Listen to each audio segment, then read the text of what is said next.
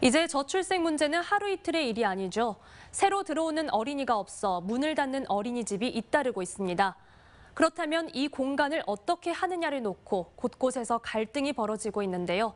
한 아파트에서 벌어지는 어린이집 용도 변경 논란을 천홍희 기자가 한 걸음 더 다가가 현장 취재했습니다. 광주 광산구에 있는 600세대 규모의 한 아파트 어린이집. 5년 전만 하더라도 70여 명의 아이들로 북적이던 교실은 텅 비었고 아이들이 사용하던 장난감은 당장이라도 버릴 것처럼 파란 봉지 안에 들어 있습니다.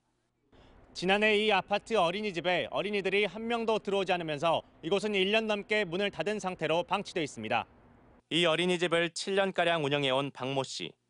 지난해 신입 원생이 한 명도 없어 어린이집 운영을 할 수 없게 되자 2층짜리인 이 공간을 카페나 사무실 등 다른 용도로 사용하게 해달라고 광산구에 요청했습니다.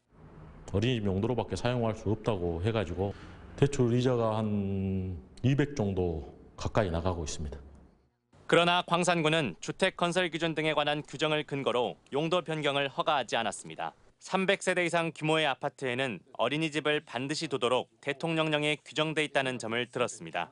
그리고 용도 변경 이후 주민들이 반대하는 시끄러운 식당 같은 시설이 들어오게 되면 민원을 감당할 수 없을 것이라는 이유도 들었습니다. 어떤 개인이 어린이집이나 이런 건 이제 괜찮지만은 자기의 영업을 위해서 어떤 행위를 한다면은 좀 취지하고는 좀 벗어나지 않을까 하는 생각입니다. 갈등 중재에 나선 국민권익위원회는 어린이집 원장의 손을 들어줬습니다.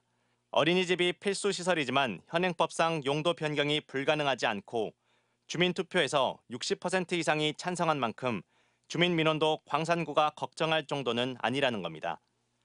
이 광주 광산구 사례 이외에도 전국에 4개 사례가 더 있었고요. 그 사례들은 다 지금 입주민들이 원하고 생활복리에 부합하는 사무소나 노인복지시설, 주간보호센터, 그리고 한의원 체력단련당 등으로 지금 변경이 돼서 지난해 광주의 합계 출산율은 0.71명으로 전국 최하위 수준입니다.